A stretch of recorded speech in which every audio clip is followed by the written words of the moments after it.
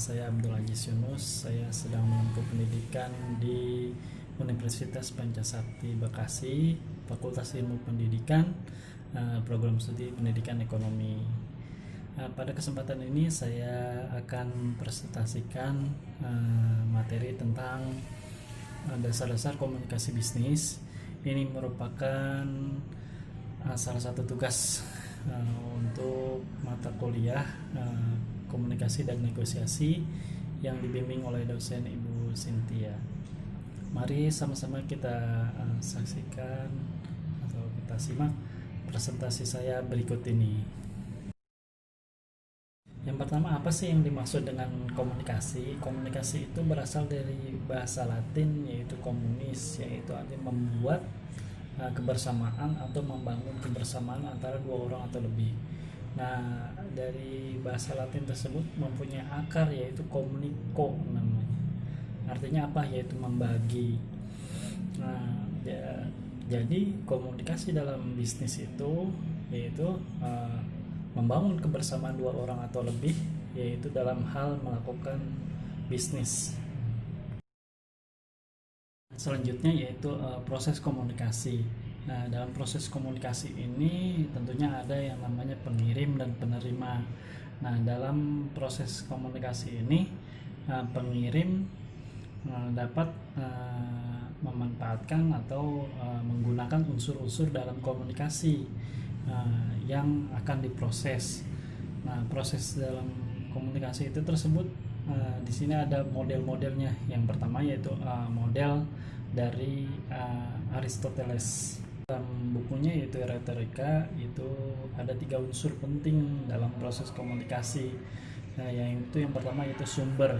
Nah, bagaimana ini pengirim atau pemberi pesan dalam komunikasi tersebut.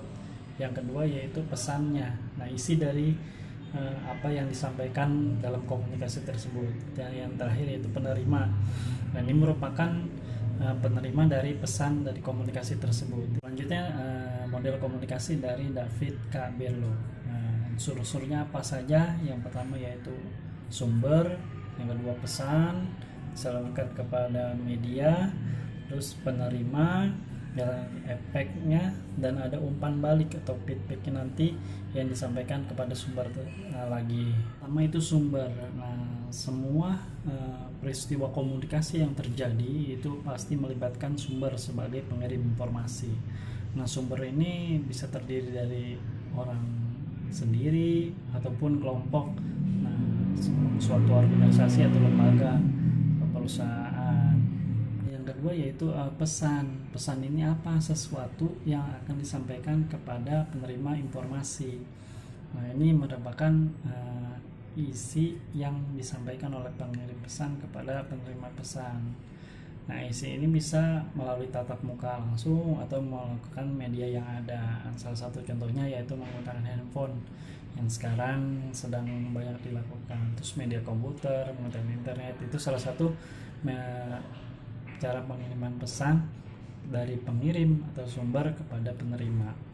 Selanjutnya yang saluran dan media. Saluran di sini yaitu ada saluran lisan, saluran tertulis, saluran elektronik. Nah, sedangkan media itu yaitu sebagai alat yang digunakan untuk mengirim pesan dari sumber itu kepada penerima pesan. Nah, media itu ada 2, media antar pribadi yaitu menggunakan WhatsApp contohnya, terus ada lagi Telegram ataupun misalkan menggunakan email. Nah, yang kedua ada media massa. Nah, di sini misalkan contohnya menggunakan koran, majalah ataupun misalkan dari televisi maupun radio. Nah, itu merupakan saluran dan media pada proses komunikasi menurut David K. Berlo. Selanjutnya yaitu penerima. Penerima ini apa sih?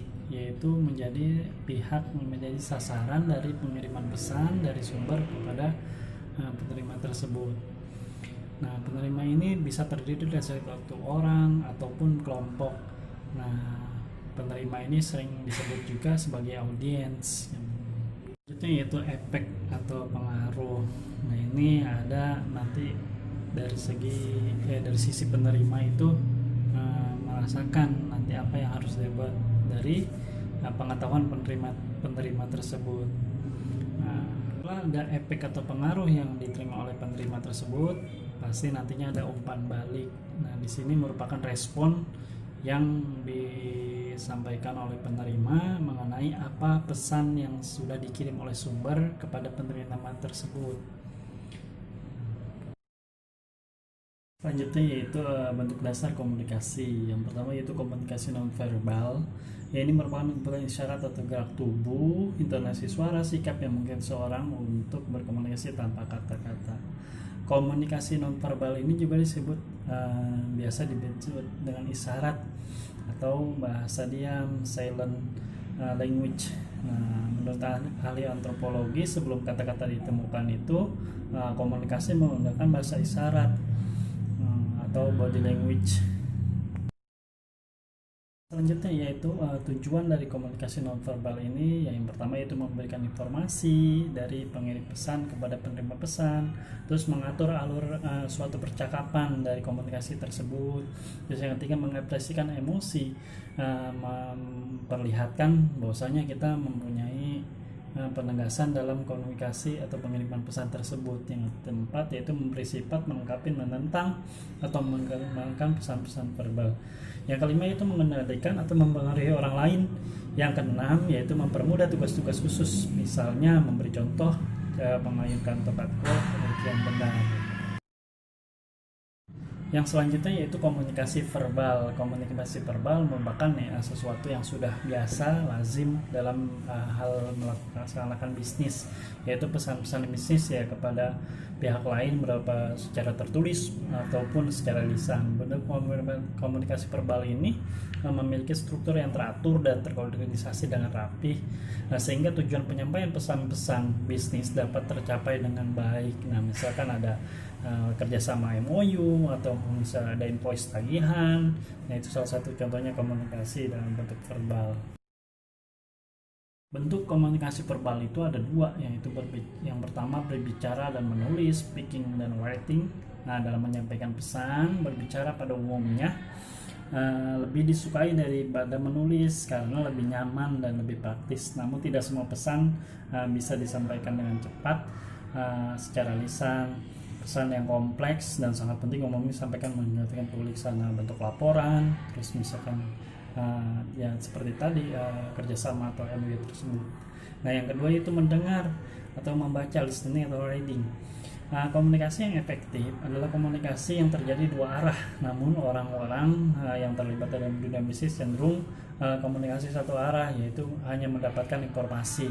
Misalkan ada laporan pendapatan dari perusahaan tersebut, ataupun misalkan ada apa sih hasil dari kemampuan perusahaan dalam pelaksanaan kegiatan yang dilaksanakan pada tahun tersebut.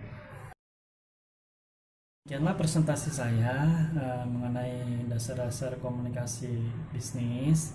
Ini tentunya masih banyak sekali kekurangan. Saya mohon dibuka pintu maaf yang seluas-luasnya. Billahi taufiq wal hidayah. Wassalamualaikum warahmatullahi wabarakatuh.